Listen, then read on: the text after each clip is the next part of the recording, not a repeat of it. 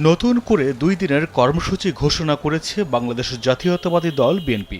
রাজধানীর নয়াপল্টনে আগামী ১০ মে সমাবেশ ও মিছিল করবে। পরদিন ১১ মে একই স্থানে প্রতিবাদ সমাবেশ করবে দলের অঙ্গ সংগঠন জাতীয়তাবাদী যুবদল।